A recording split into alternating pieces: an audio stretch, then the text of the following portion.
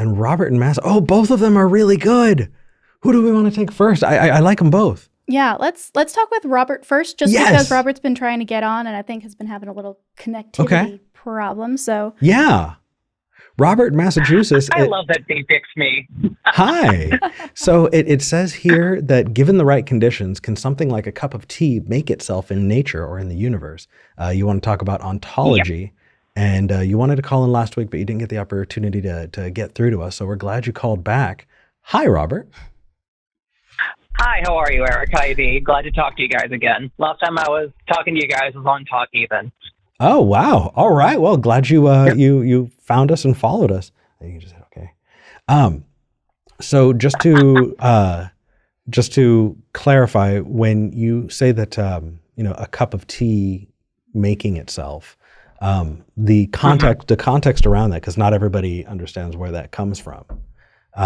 And that comes from arguing whether or not a universe could create itself, and whether or not, so if you were to say, can a cup of tea make itself? Well, the circumstances would need to be extraordinary. That cup of tea, you'd need a Rube Goldberg machine, or you'd need to be in a very, very specific place with very specific circumstances for that to happen. And the argument is that it would be far more likely that a creator created the universe than something creating itself, like a cup of tea. And that's kind of how this is presented. So as we talk about this, if people are going, why the hell are they talking about tea? That's why. It's working with an analogy and figuring out where the limits of that analogy apply to the ontological argument for the existence of God. And unfortunately, that's about as much tea as you're going to get on this channel. What? Ba-bum. Yep, we are not a drama channel. But Robert, I want to give you the opportunity to give more. I just wanted to give the baseline for people who are following along. Right. And you actually kind of hit the nail on the head, Eric, because the backstory behind this very question is I'm in a Facebook group where it's about, quote unquote, exposing atheism. Ooh. And so one question that I was presented with that I found very interesting, obviously I'm on the atheist side of that argument. Okay. They're trying to argue that, God is the prime creator of everything, and a universe can't create itself, yada, yada, yada. And exactly as you hit the nail on the head. And so one little argument I was having with someone who was very interesting was, describe how a cup of tea can make itself then. If a cup of tea can't make itself given the right circumstances, then that's evidence that there's a creator outside of it. And I'm like, not necessarily, but I actually want to ask, V and Eric about this. This guy's actually got my brain tickled. Yeah. V, you want to go first on this one? Sure. I think, honestly, I love that you dove in right away with the caveat that we are talking about two fundamentally different kinds of things, right? A cup of tea is very different from a universe. And in the same way that we would say, well, your piano cannot make coffee in any situation, therefore there is no such thing as a coffee maker. That doesn't follow. Right. So it definitely that is the crux of that problem. But more broadly, I don't know. I'm annoyed at this because this becomes a situation where it's a shifting of the burden of proof, and not in a way where it's an honest question for you. It's unless you can prove this random hypothetical wrong, then my suggestion is correct. And even if a cup of tea in any circumstance could never make itself, that does not mean that the only other option is a God, let alone a specific God. So there's a false dichotomy part here as well that we should address. There's so much. Also baked into that is the intent of making tea, that the universe, the beginning of the universe, if there was a beginning to the universe, happened with some kind of intent. And so the idea that there was a thinker who wanted to put this into place is kind of implicit in the way that question is asked. How do you make a cup of tea? Or how can a cup of tea make itself? When you're talking about things that don't have agency, you don't say, how did that water evaporate itself? Right. How did that rock roll itself down a hill? How did that planet propel itself around the sun? It's Right. giving agency to things when there is no agency to be had. But in each of those examples that I gave, you are seeing natural forces at work.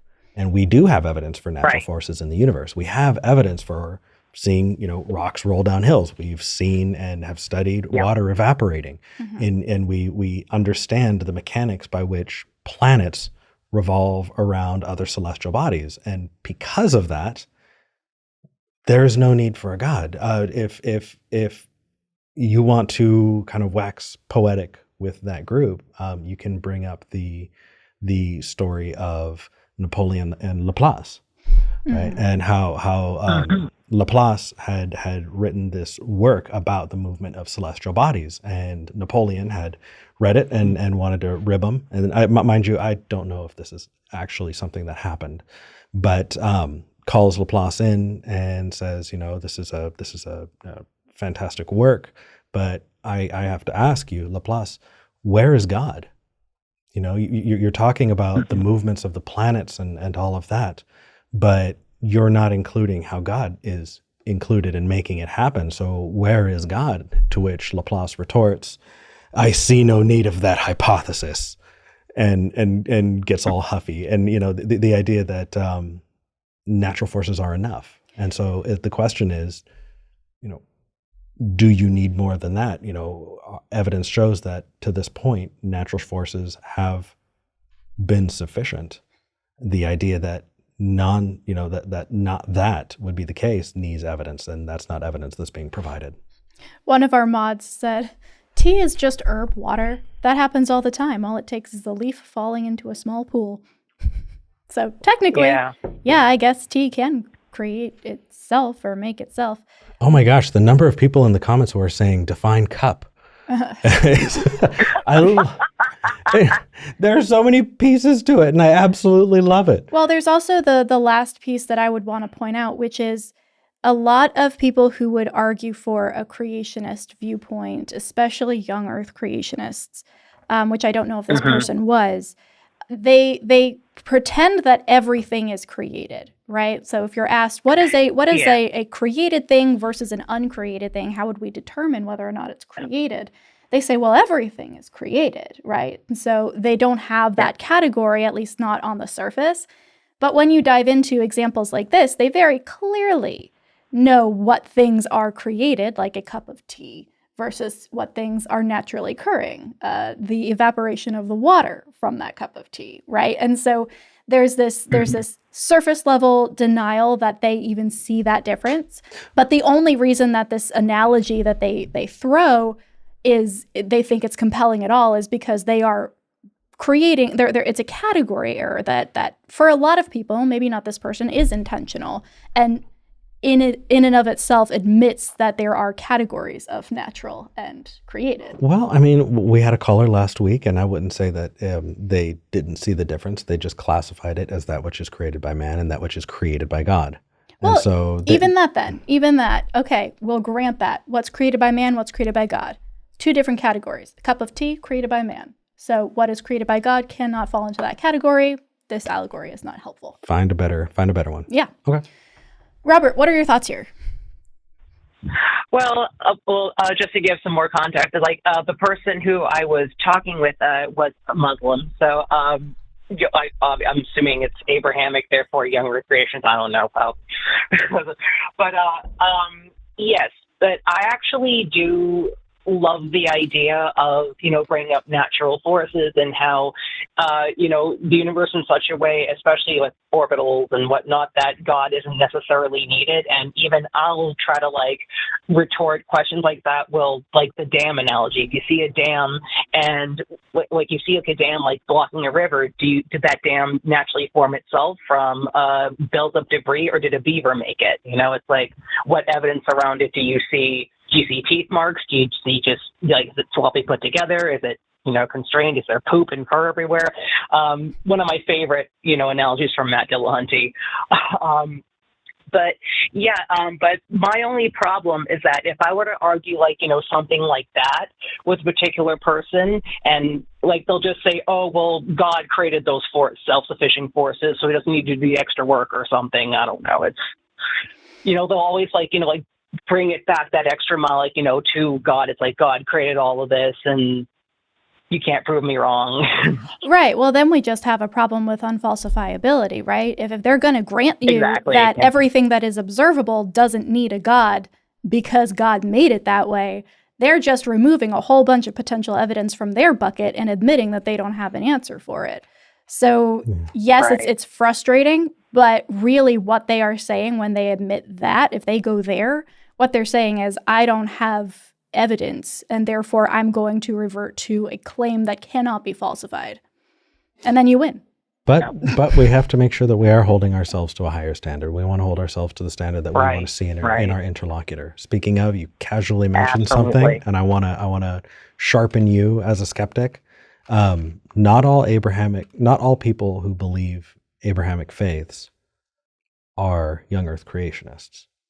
Just because it says it just because it says it in the book doesn't mean that people don't interpret it differently. And there are plenty of Christians, Muslims who believe in evolution or believe that we live in an old universe. It totally depends on what their, traditions and theological teachings say about it, because I've seen plenty of churches that say this is allegory or this is just a story for some other reason. But if we try and say, oh, well, you have to be a young Earth creationist if you believe in, the Christian God or the Muslim God, creates a straw man that you're going to find yourself in a bad position on. Better to listen to them. And if they say, hey, I believe, but I also don't think that we have a young Earth, trying to pin that on them is not going to work out well. It's just not great. This is speaking from experience. Because the question. Sorry. No, go ahead. I was like, well, the questioning didn't really go there. Like, there was no reason, like, to bring up that question. Like, it was just mostly about, like, like who created what, not so much of the timing. So luckily, like, I dodged that bullet. But yeah, you're right. It's like, I do want to build up a habit of basically asking. It's like, well, what are your views on creation? It's like, the group that I'm in is very, like, staunch, Quranic, like everything and. From the Old Testament, and this is like, like set in stone. But yeah, you're right. It's like, even then, like, I do think I should get in the habit. It's like, pre-clarifying questions. It's like, do you believe that there's evolution with this creation? Do you, like, what's your specific, personal, perspective in this? And and hopefully you've seen on this show that when that kind of, when that kind of consideration is given, or if somebody's talking to us and is not giving us that same amount of consideration, I'll say, hey, I'm affording you the same amount of consideration. I'd really appreciate if you gave that back in return. It's powerful. And that is usually a really great way to get people to stop and go, okay, I need to be a little more compassionate. And you find you have better conversations. Yeah. So anyway, I'm not meaning to, smack you down about it, but just wanting to sharpen you as a skeptic and as somebody who's going to, be the best interlocutor they can be. Oh, and before I go, I would like to recommend a debate for you guys, if I may. Sure. Okay. Last week, you guys had a call where you guys are talking about, like, the arc of progress, where I actually posted a comment on that video, which one of you guys liked. I want to see you guys have a more fleshed out debate about that, because I see really good points from both your sides. Yeah, we got a lot of attention on that one and a lot of comments saying, I agree with Eric, I agree with V. So that might be an interesting conversation to have. I would like to hear more about your thoughts on that anyway. So okay. Yeah. If I call back next week, I'm going to ask about that question. Like, definitely. Yeah. I'll want my take on that. Absolutely. Okay. We'd love to hear your thoughts. Yeah. All right. Robert, thank you for calling in. Thank you so much. Yeah. Take care. That was nice. Yeah. Anytime I'm glad we can Robert get kept calling in. I know he was having some connectivity issues, but I agree. And I mean, we like getting esoteric. We like getting, really into the gritty details, because I don't know. I feel like I spent so much of my life hearing things that sounded really complex, and my eyes would glaze over, and then I would just assume that I was too dumb to understand. But smarter people obviously get it. Obviously. Yeah. It's a habit that I needed to learn to break. And the more we can talk about it and make it more comfortable to engage with, the less people can feel intimidated by that, because that was an effective way of shutting me up and shutting me down, is just this like, well, obviously that sounds very complex. These people are talking about it with authority, and I just don't get it, so I'm not smart enough to engage. Right. And hey, if you are engaging with theists and they give you an argument that, rubs you the wrong way or feels off, but you're not quite sure why, that is a great reason to call the show. I love those kinds of conversations where we can pick something apart and be like, all right, what is wrong with this? Where is this going off of the rails? And can we describe it succinctly enough that it can help you next time when you have that conversation? And at that time when it happens, if you have the opportunity to look at someone that you disagree with in the face and go, I have no idea about that. I want to look into that and learn more about it so that I can come back and engage with you more in this conversation. That's huge. Yeah. That's huge. And it's something that if you get the opportunity to do, you are going to see, people reciprocate that. If you take the time and say, I don't know, but I'm going to look into this, and you come back, it's just fantastic. Yeah.